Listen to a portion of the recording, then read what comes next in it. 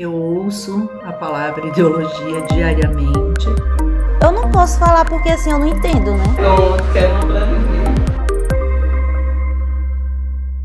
Todo indivíduo é interpelado em sujeito pela ideologia. Essa é a frase do filósofo Louis Althusser, que expressa a sua tese central sobre o funcionamento da ideologia na nossa sociedade. Indivíduos somos eu, você, todos nós. É isso que nos distingue no mundo e nos faz cidadãos. Pela ideologia, passamos então a ser sujeitos. Sujeitos que tomam posição. Posição essa que nunca é neutra, nem se dá de forma individual. Porque todo tempo no nosso dia a dia somos chamados a tomar posição.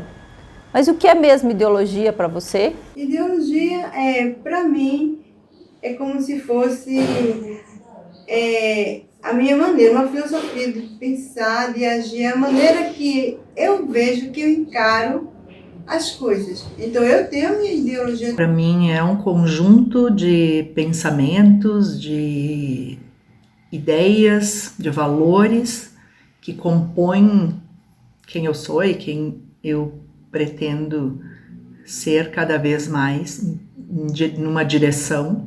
Ideologia, assim, no meu pensamento, a gente tem uma forma da gente viver, né? A ideologia é um conceito que as pessoas têm de alguma coisa, né? É uma ideia, é uma informação. Ideologia, eu acho que são ideias em relação a algum assunto ou algum tema, né? A voz de Cazuza imortalizou a frase trazida por Luciene em que o sujeito pede uma ideologia para viver. Essa expressão do desejo por uma ideologia indica uma tendência de tomarmos a ideologia como algo que funciona pelas escolhas, uma escolha individual por um conjunto de ideias, formas de viver. Costumamos dizer, no entanto, que a ideologia funciona melhor quando os sujeitos pensam estar livres dela. Ou seja, quanto mais negamos a ideologia, quanto mais negamos que nossos discursos ou nossas práticas sejam ideológicas, melhor ela está funcionando, mais mergulhados na ideologia nós estamos. Estamos tão mergulhados a ponto de não percebermos que ela está realmente presente no nosso dia a dia. Mas é importante lembrar que a ideologia não é algo individual, né? Embora ela se manifeste no nosso jeito de dizer as coisas, né? Aquilo que está ao nosso redor, a ideologia está no modo como nós compreendemos o significado das palavras e está também no modo como nós nos portamos diante das coisas do mundo. Não há dizer que não seja ideológico e a ideologia não é feita de ideias, mas de práticas. Que eu posso citar aqui, porque a religião ela já vem com a sua ideologia, sua formação, né? Que, como sou evangélica, nós temos por doutrina. Mas aí não quer dizer que eu venha ser uma massa de manipulação para aceitar a ideologia de alguém. Eu tenho o meu ponto de vista. Eu estou naquele ambiente, eu estou naquele lugar porque eu gosto, me sinto bem. No dia a dia, a ideologia permeia todas as nossas escolhas. Mesmo quando a gente não faz as escolhas, ela está presente, porque não escolher também é uma forma de se posicionar ideologicamente. Estou pensando lá na frente, eu sou uma pessoa aposentada, como é que eu vou viver? Tem que ter alguma coisa que dê sentido, né? A ideologia é sempre presente, né? Porque você tem que ter uma posição, você tem que ter uma ideia de alguma coisa, você tem que defender alguma coisa, ou acreditar ou não. Então, isso é uma ideologia. Concordo com aceitando ou não, você tem uma, né? Seja lá qual for, você tem uma ideologia. Ideologias estão por toda parte, e principalmente nos meios de comunicação e nos meios de entretenimento, né? Elas sempre estão ali, as pessoas sempre mostrando aquilo que elas querem, aquilo que elas acreditam. Como disse Zica, ouvimos a palavra ideologia diariamente. Nos últimos tempos, ela é muito recorrente em afirmações como a ideologia dividiu o país, há uma ala ideológica no governo, é preciso combater a ideologia de gênero, escola não é lugar de ideologia, entre tantas outras. Tomemos um exemplo desses. O que entendemos por ideologia de gênero? Quem se opõe à ideologia de gênero não tem uma ideologia? Em geral, quem defende que precisamos combater a ideologia de gênero, ainda que não diga isso abertamente, está reproduzindo um discurso de que homens e mulheres ocupam ou devem ocupar lugares específicos na sociedade. À mulher cabe a posição de mãe e esposa, ao homem de chefe da família.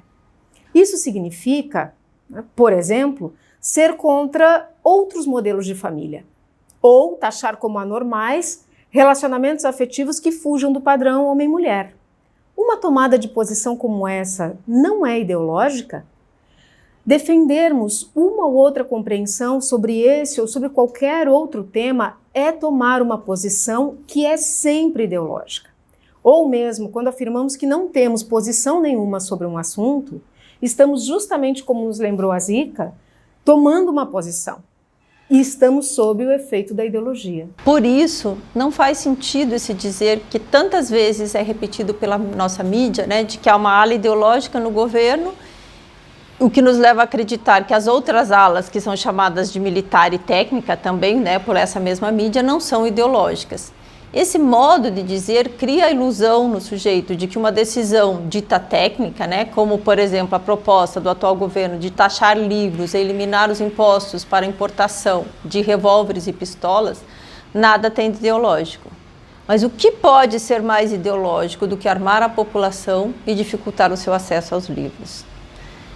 Então, para que não sejamos massa de manipulação, como nos diz Odaci, seja da igreja, do governo, da mídia ou de outras instituições que detêm o poder na nossa sociedade, precisamos ultrapassar essa barreira daquilo que nos é oferecido como óbvio, desse sentido que nos é oferecido, por exemplo, pela mídia, como a única possibilidade, né, de compreender essa palavra, de compreender um dizer. Repetir essa palavra ideologia, né, algo que está muito presente no nosso dia a dia, como algo que sempre a gente atribui ao outro, é reproduzir o que está no senso comum. Né? Daí, recusamos o argumento do outro simplesmente por dizer que o outro é ideológico, como se o nosso dizer não fosse ideológico.